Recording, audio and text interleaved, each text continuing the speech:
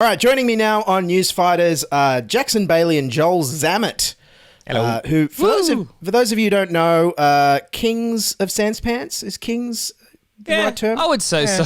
Yeah, I think it is. I think so. I like Grand Tsar at some point, but like, Yeah. where it's going. I'll thanks- take King. Yeah. Thanks for coming on the show. What I'm trying to do is have a bit of synergy because, like, I'm on the Sanspants network. Great honor, great course, privilege. yeah. Love to be here, but I feel like our listeners don't overlap. So I want to get some synergy happening here. So just fill us in on you guys and all the great podcasts you do on Sanspants. Wow, we do too many shows. A lot of them are based mostly around pop culture and dumb questions that no one thought to ask but us. And a lot, and far too much, I want to say, of Dungeons and Dragons because we are big nerds. Yeah, big nerds. We have Plumbing The Deathstar, where we ask just the stupidest questions about pop culture you can imagine. It's the show that began as like we're theory crafting, you know, we're creating these interesting these questions. Oh, nobody's asked this. What was the villain's motivations? Why were they doing that? Did they have maybe something they weren't revealing to the audience? Let's do a deep delve in maybe the systemic problems of, say, some fictional universes. But then so now it's like, Hamburglar, is he a hero or an anti-hero? We don't know. So, but it's still good. They're important. I would say better.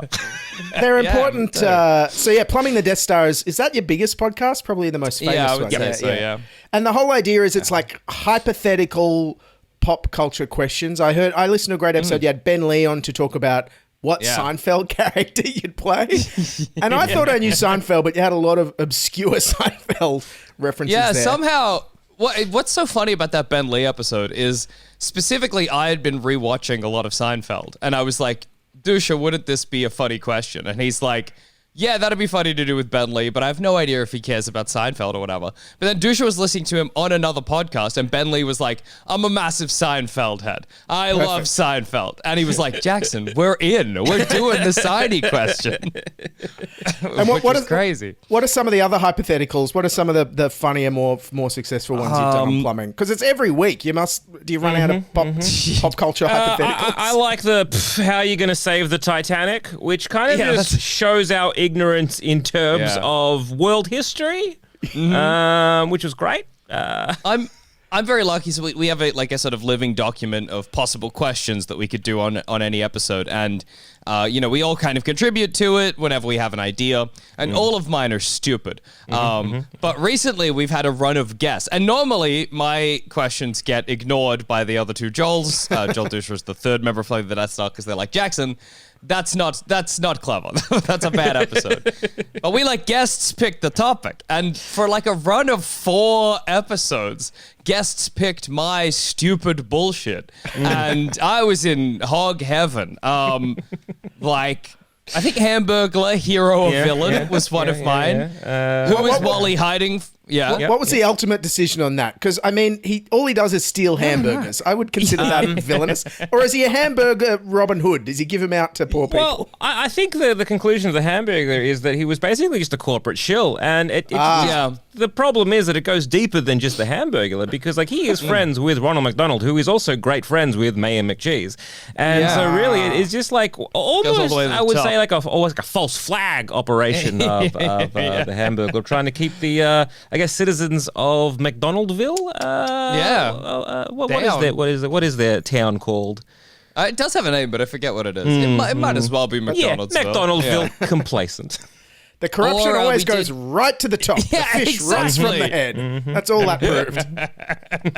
And recently we had our 400th episode ever, where we picked episodes that we'd always wanted to do, but the other two had always been against. And the one I picked was, would you receive the oral sex as described in Flo Rida's Whistle? You know the song that goes, let me hear your whistle, baby, let me know. And it was incredible. We all decided no, because we don't know what the hell's going on in that song. And you also do Shut Up a Second, which I've been on, and you have... Yeah, that's right. And you have some amazing comedians on there. I was surprised, though, you don't actually tell them to shut up a second. What's the... No. Well, I guess it Shut Up a Second. Actually, the point is we went the opposite for some reason. Right. I guess it's like what you're getting is the listener wishes you would shut up, I suppose, as the vibe of shut up a second. Where people are like, please stop talking because, no show infuriates people quite like shut up a second. And I love that about it. Because there's a lot of claims made every episode. A lot of bold claims and a lot of hills that we choose, like you guys choose to die on, that often are like, why did you choose that hill? They're often meaningless, but we stand by them. People were recently talking about an episode where I claimed that I could live in a house with no ground. And I was like, that's... No, nothing. Just a big hole. Space. Floating in space? Yeah, just space. Well, I think I was like, I'd have wires that I could cross like a big spider. Anyway, what I found out from the people discussing that was they were like, yeah, and then part 2. And apparently I brought it up twice. I'm passionate about living in a no-ground house. Would it be like one of those indoor skydiving things? I wish I could remember what Past Me meant, really. I don't know if I could defend Past Me's decisions there. But yeah, like those indoor skydiving ones, you just fly over to your kitchen, cook an egg, fly over to the toilet, fly over, kind of have a bath. I guess you could like turn the tap on and the water just splashes up. The toilet would be problematic. No. Oh my God. Even cooking eggs, I feel, which is your go-to food of cooking, and I know you hate eggs. Yeah, but you always often go to cooking eggs. That would also be hard because it would just fly up. Yeah. But then you could go, oh no, I was going to be like, you just open your mouth, the egg would fly in, but you've not cooked it yet. You're just holding your mouth open, waiting. It never comes down, Jack. It never comes down. Yeah. Maybe you turn it off, slam into the ground, and the egg slams into your mouth. Turn it back on again every morning. Maybe that's how you have breakfast now. I don't know. I don't think this will work. Yeah, I may have to admit defeat. That's fair. It's back of the drawing board. And then there's Baseless speculation, which I've had to listen to. Now that's about upcoming pop culture, so things that are about for sure. Yeah. But looking back, it's been a tough year. We've all had lockdowns here. What pop culture's got you guys through this year? What movie, game, or TV show was the best thing that you were addicted to this year? So earlier this year, for a couple of reasons, my partner got a little bit sick, and so we just started watching as like something to do in the evenings that was low energy, The Simpsons. Amazing. From season 3 on. And anyway, so it was really good in those first the golden age, because those are good episodes. It's a great show. Classic. And then she got better, or she got she improved. But we continued watching. And we're now on season 29. Oh. And so I've basically watched nearly all of The Simpsons that's ever been. And even though it's not good, I think it definitely has got me through lockdown because it's become such a fascinating enterprise in watching a show change and evolve. So yeah, I reckon that watching all of The Simpsons has definitely... And easy to watch. Helped. Oh, well, yeah, the first seasons are. Later seasons, you're like, what is happening? Oh, my God, Elon Musk's on the show. Lady Gaga. There's a guest every episode now. It's hell. But it's still like I reckon with The Simpsons, whenever I catch a new episode, like the writing holds up. There's still gags. There's still funny bits. Yeah. I'm still laughing every now and then, yeah. But it's just so unrelatable. It's like single income in a big house? This is crazy. Absolutely. I think the strangest thing about The Simpsons is watching it become more and more conservative over time. Like the episode I watched recently is about Mr. Burns going back to Yale, but it's too full of SJWs, so he opens his own university. That was the episode, and it was crazy. Like he's like, oh, I want to start a nuclear power class here, and all of the college students are like, we need safe spaces, and Mr. Burns is like, and then he goes and starts his own, and I was like, wow, how did we get here? What is going on? Oh my God. But then... And this was crazy. The most recent episode I watched was about, Homer, his GPS takes him down an alleyway, and he sees his dog, Santa's little helper, eating out of a garbage bin, and old Gil eating out of another garbage bin or whatever. And he's like, I gotta hit one. Which one do I hit? And so he hits old Gil instead of his dog. And then old Gil sues him, and in court he has to prove that a dog's life, and everybody ultimately agrees a dog's life is worth more than old Gil's. Oh my God. This is it's an argument I have with my friends all the time. I'm like, I am more important and worth more than a dog. But every time I say that, everyone's like, well, what dog, Jackson? What dog? I think of all our friends. Rude. I think of all our friends, I think I might be the only one that has not hesitated. And to be like, no, I would be like, yeah, Jack, I value Jack more than a dog every single time. But every one of our friends is always just like, and they think about it. Even if they say yes, there's like a pause where clearly they're considering maybe some dogs are worth more than Jackson's life. Anyway, that was crazy to see on The Simpsons. I was like, well, I'd argue you'd be more likely to kill a dog but just injure a human, but it's a hard risk to take. Yeah, just go down the middle with your car. Injure me and the dog. And what about you, Joel? What pop culture has got you through this year? What have you been enjoying? I would say mostly like comic books in terms of my beloved X-Men. Being an X-Men fan from way back when and having to deal with so much garbage over the last since I began reading X-Men. They've finally gotten a decent sort of writing crew and started really just making the X-Men interesting again. And it's just really fascinating. It's very interesting. I actually love it. There's this whole new mutant island of Krakoa. They're a whole nation of people now. They're wanting to be recognized as a sovereign nation, and all this all this interesting bullshit is happening, and it's been getting me through. But it has been getting crap again, so it's nice to know that they're back on their bullshit. But there was that beautiful period of time where I was very excited, very, very excited to keep reading. Ain't that just comics, man? Where you're like, it's good again. But in the back of your head, you're like, but how long is it gonna last? You know, how long's it gonna last? Yeah, damn. And which comic book is it? A series of them, or is it just a specific X-Men one? Oh, it's all the X-Men. They got Jonathan Hickman, who kind of revamped the Avengers and Fantastic Four previously to be like, I want to be in charge of the X-Men again. Cool. I want to be in charge of the X-Men. He's going to breathe life into it. And so he started off with this kind of mini-series, House of X and Powers of X, which just changed the sort of status quo of the mutant in the Marvel in the Marvel universe. And then from there, all the different X titles sort of followed suit and sort of explored different themes about this kind of stuff. And it was just all these different writers that have like a lot of fun with it all. And then so I think of the first initial kind of like few comics, there was only maybe one dud. And everyone was like, yeah, this one's bad, but everything else is great. And then now, though, it's just beginning to kind of, the cracks are showing. It was announced that Jonathan Hickman is actually leaving as well. So it's just kind of like, it was so good for so brief a time. And like the reason he's given is like, look, I had a 3-act structure in terms of what I would plan to do. There's like a beginning, a middle, and end. But all these other writers are having so much fun at this, this section here that I'm actually going to step back. And rather as opposed to kind of, sprinting to the end like I'd planned, we're just going to explore these areas over here first. And I'm like, that just sounds like PR bullshit and I hate it. Absolutely, and it feels like it's just going to go bad again. Let's just pick up Trials of Magneto. It sucks. It sucks. Kaiju appeared for no reason, middle of the issue. Why? I don't know. Yeah, it's been fun. I'm not a huge.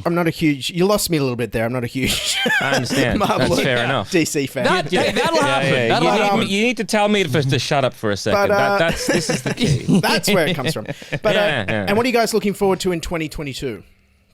Pop culture wise.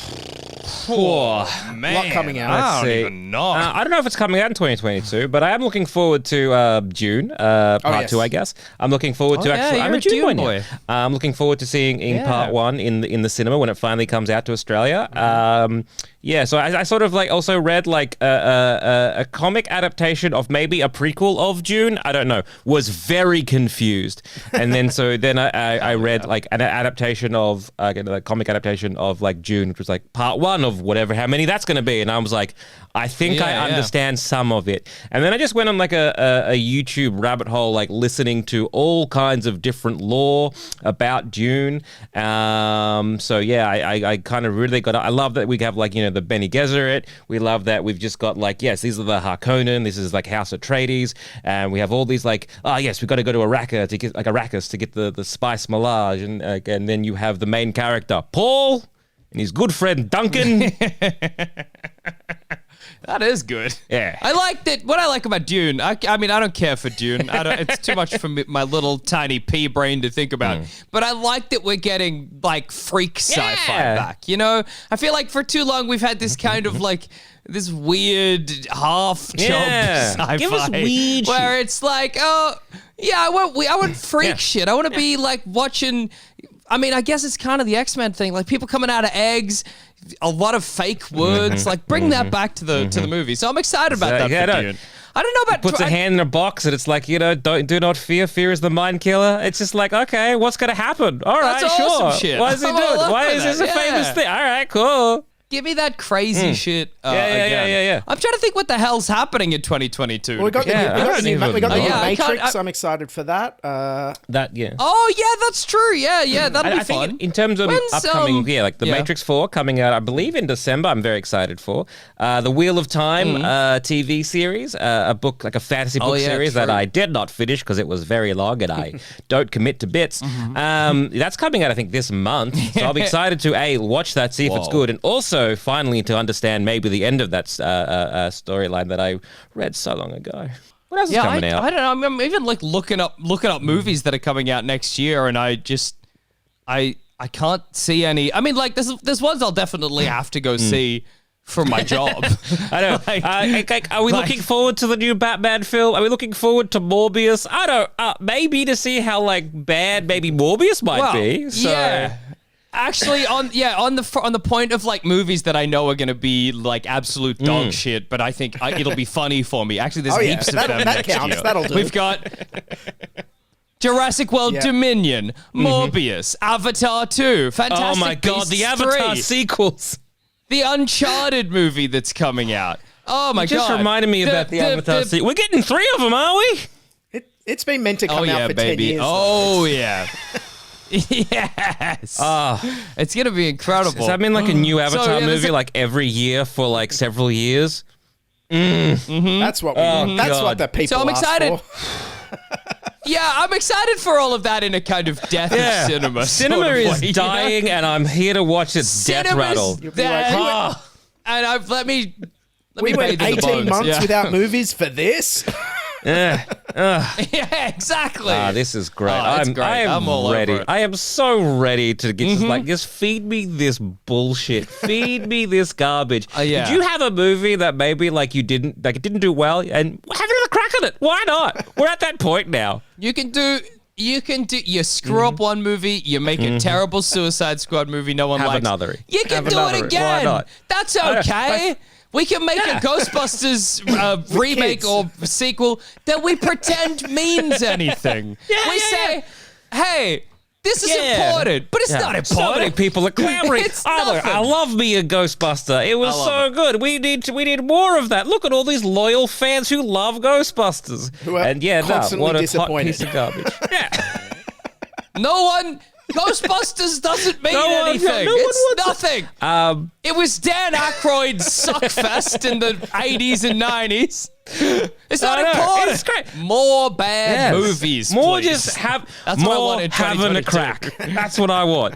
Yeah. There go. Why not? See if it's good this time. I think that'll definitely be the case. Yeah. All right, guys. Thanks for coming on. Wrapping up. Before we go, Anytime. any tips for a fellow Sans Pants podcaster? What do I need to do to have a hugely successful Sans Pants podcast like you? Any tips? God, I don't know how. I don't know how we have as many listeners as we do. That's absolutely. Can you get random dumber? as far as I'm concerned? Yeah. Yes. Yeah. I like, You need to be real, stupid like, up. just Find out what your IQ is now. Lower. kill those brain cells. Yeah. Kill us, Make yeah, bold exactly. claims and never back down. Yeah. Yeah. That's Revel. That's our I think I like advice, that I bit down. guess. I think that's fine. Okay. So I guess if you look at like happiness to depression Yes. as opposed to a line as a circle. Sure. Yeah, you really want to Sure. get into that little wedge where depression meets happiness, and you just want to Delusion. go like this sucks, Yeah. but maybe it's good. Maybe this is what I want. Good. Maybe it's funny. This absolute tragic and bullshit that's happening here. That's pretty funny. Well, that's... They just lead into that. Following Australian politics, that is my mood all the time. Yeah. Perfect. You're doing it already then. Exactly. Well, I went back. I almost went back to depression for a sec. Yeah, no, you gotta lean in. It's pretty funny. It's fucked. You gotta lean in. You gotta lean in. It's What so are they doing? good. Oh, yeah. Did he? Do you think he lied to us? I know he lied to us. I don't necessarily agree with the statements of it. Yeah, no. What else can you tell us? Good. Beautiful. God. Beautiful. All right, Jackson and Joel, anything to plug? Where can people find you? Shout out your shows.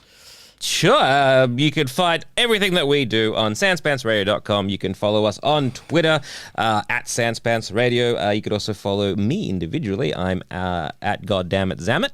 And I'm at All Dogs Are Dead. And if you want to follow me on Twitch, I'm twitch.tv/Jackson Baly, Baly, if you want to see that for whatever reason. Amazing. All right, Jackson and Joel, thanks for being on Newsfighters. Thank you very much. Thanks for having us. Thanks for having us. Woo! Cheers.